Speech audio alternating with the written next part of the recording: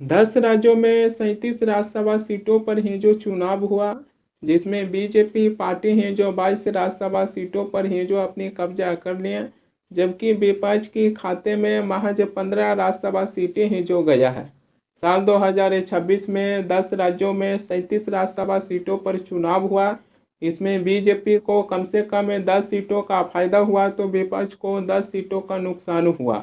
7 ऐसे राज्य रहा जहां पर वो कम से कम 26 उम्मीदवार हैं जो निर्विरोध राज्यसभा के चुनाव हैं जो जीत गए। इसमें असम, पश्चिम बंगाल, छत्तीसगढ़, महाराष्ट्र, तमिलनाडु, हिमाचल प्रदेश, तेलंगाना, इन 7 राज्यों में कम से कम 26 उम्मीदवार हैं जो निर्विरोध चुनाव हैं जो जीत गए।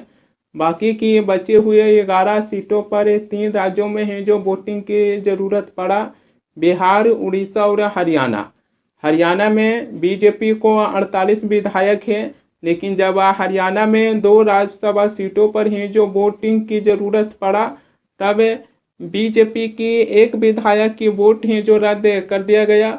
वहीं हरियाणा में कांग्रेस के हैं जो 37 विधायक हैं, लेकिन हरियाणा में 2 राज्यसभा सीटों के लिए चुनाव हुआ। उसमें कांग्रेस की कम से कम 4 विधायक अपने वोट डालें, लेकिन उनके वोट हैं जो रद्द हो गया। जबकि हरियाणा में कांग्रेस के 5 विधायक हैं जो राज्यसभा के चुनाव में हैं जो क्रॉस वोटिंग किए, जिसमें 2 सीटों में से कम 1 राज्यसभा की सीट बीजेपी के खाते में गया तो 1 कांग्रेस के खाते में गया। वहीं अगर उड़ीसा चले जाइएगा तो उड़ीसा में भी 4 राज्यसभा की सीटों पर ही जो वोट डाला गया, जहां पर बीजेपी के खाते में 3 सीटें गया राज्यसभा की, वहीं 1 सीटें हैं जो विपक्ष के खाते में गया। उड़ीसा में राज्यसभा सीटों के लिए चुनाव हुआ, मगर उड़ीसा में भी बीजेडी और कांग्रेस के विधायक हैं जो राज्यसभा के चुनाव में हैं जो क्रॉस वोटिंग किए, जिसका सीधे तौर पर है जो बीजेपी को फायदा हुआ। वहीं अगर बिहार आ जाइएगा तो बिहार की 5 राज्यसभा सीटों पर है जो चुनाव हुआ, जिसमें बीजेपी और जदयू और उनकी सहयोगी दल मिलकर बिहार की 5 राज्यसभा सीट हैं जो अपने नाम में कर लिए।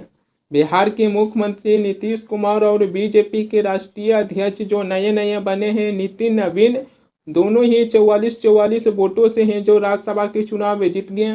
जबकि केंद्रीय मंत्री रामनाथ ठाकुर और उसके बाद उपेंद्र कुशवाहा, दोनों हैं जो 42 वोटों से राज्यसभा के चुनाव जीत गए। इसमें एक बीजेपी के उम्मीदवार शिवेश राम है जो वो भी 30 वोट हैं जो पाकर बिहार में राज्यसभा की 1 सीटें हैं जो अपने नामे कर लिए। दरअसल बिहार की 5 राज्यसभा सीटों पर जो चुनाव हुआ, इसमें से 1 सीट है जो महागठबंधन के खाते में है जो जा सकता था, यानी कि आरजेडी के खाते में 1 राज्यसभा की सीटें हैं जो जा सकता था। मगर हुआ क्या कि जब बिहार में 5 राज्यसभा सीटों के लिए वोट पड़ रहा था, तब कांग्रेस के 3 और आरजेडी के 1 विधायक हैं जो राज्यसभा के चुनाव में हैं जो अपने वोट देने के लिए हैं जो नहीं पहुंचे। ऐसे में आरजेडी के जो उम्मीदवार एडी सिंह थे, जिनको हैं जो 37 वोट पड़ा था, लेकिन कांग्रेस के 3 और आरजेडी के 1 विधायक हैं जो वोट देने के लिए नहीं पहुंचे, जिसमें बीजेपी के उम्मीदवार शिवेश राम हैं जो आरजेडी के उम्मीदवार एडी सिंह को राज्यसभा के चुनाव में है जो हरा दिए। तेजस्वी यादव हैं जो अपने विधायकों को रात भर हैं जो होटल में रखे थे, लेकिन जब राज्यसभा सीटों के लिए है जो वोटिंग होता है, तब महागठबंधन के 4 विधायक हैं जो महागठबंधन के ही उम्मीदवार को हैं जो वोट देने के लिए हैं जो नहीं पहुंचते हैं। इससे पता चलता है कि तेजस्वी और कांग्रेस को बिहार में अभी बहुत ज़्यादा हैं जो मेहनत करने की ज़रूरत है। मेहनत केवल जनता के प्रति ही जो नहीं करना पड़ेगा, बल्कि जनता के साथ साथ अपनी पार्टी के ऊपर भी है जो मेहनत करने की है जो ज़रूरत है। बिहार में विधानसभा चुनाव हुआ, एक तो जनता है जो आरजेडी और कांग्रेस को कम वोट दिए, कम वोट के माध्यम से भी आरजेडी और कांग्रेस के विधायक हैं जो कुछ बने, लेकिन आज वो भी विधायक हैं जो आरजेडी और कांग्रेस के हाथों में हैं जो नहीं है। कांग्रेस के 3 विधायक और आरजेडी के 1 विधायक राज्यसभा के चुनाव में क्यों वोट देने के लिए नहीं पहुंचे? क्या आरजेडी और कांग्रेस को ऐसे विधायक के ऊपर है जो अपनी इस पर विचार नहीं करना चाहिए? बिहार में विधानसभा चुनाव हुआ तो केवल आरजेडी और कांग्रेस ने जो वोट चोरी के मुद्दा उठाए हैं, लेकिन कोई भी फैक्टर है जो काम में नहीं किया। केवल वोट चोरी के मुद्दा उठाने से काम नहीं चलेगा। इसके अलावा चुनाव जीतने के लिए अपनी पार्टी और अपने विधायकों के ऊपर ही जो इन लोगों को मेहनत करने की ज़रूरत है, क्योंकि इनकी अपने ही विधायक हैं जो अपने हाथों में नहीं है। राज्यसभा की चुनाव हुआ, उसमें है जो वोट देने के लिए हैं जो नहीं पहुँचे, जहां कहते हैं कि हम चुनाव आयोग की वजह से हैं जो चुनाव हार जाते हैं। लेकिन इन लोगों को ये भी सोचना चाहिए कि जहां बीजेपी की तरफ से जो इन लोगों को ऊपर परिवारवाद के आरोप लगाते हैं, ये सीधे तौर पर है जो चुनाव के माहौल है जो बदल देती है। जबकि कांग्रेस पार्टी की तरफ से प्रियंका गांधी वाड्रा हैं जो सदन में खुद कहे हैं कि इस देश में केवल एक ही व्यक्ति हैं जो पिछले 12 सालों में मोदी सरकार के खिलाफ हैं जो सच बोले हैं, यानी कि प्रियंका गांधी वाड्रा हैं जो सदन में अपने भाई को हैं जो कितनी ज़्यादा हैं जो महत्व दे रहे हैं। जो उनकी बातों को सुनिए। एक ही व्यक्ति है इस देश में जो इन 12 सालों में इनके सामने झुका नहीं है, वो नेता प्रतिपक्ष। और वो नेता प्रतिपक्ष क्योंकि ये सदन में खड़े होके सच बोल देते हैं, बेझिझक बोल देते हैं। धन्यवाद मैडम। प्रियंका गांधी की बातें हैं जो सुने होंगे, जहां प्रियंका गांधी हैं जो सदन में कह रहे हैं कि देश में केवल एक ही व्यक्ति हैं जो पिछले 12 सालों में मोदी सरकार के सामने हैं जो झुके नहीं, और नेता प्रतिपक्ष राहुल गांधी हैं जो सच बोलने के हैं जो कामे किए हैं। ऐसा लगता है कि प्रियंका गांधी हैं जो सदन में केवल अपने ही भाई को हैं जो महत्व दे रहे हैं। यहाँ से तो परिवारवाद वाली भी बातें हैं जो निकल कर आती है कि जहाँ प्रियंका गांधी वाड्रा हैं जो सदन में केवल जनता के सामने हैं जो अपने भाई को हैं जो प्रस्तुत कर रहे हैं। उत्तर प्रदेश के पूर्व मुख्यमंत्री हैं अखिलेश यादव, जो पति और पत्नी दोनों ही सदन में हैं जो पहुंच गए हैं।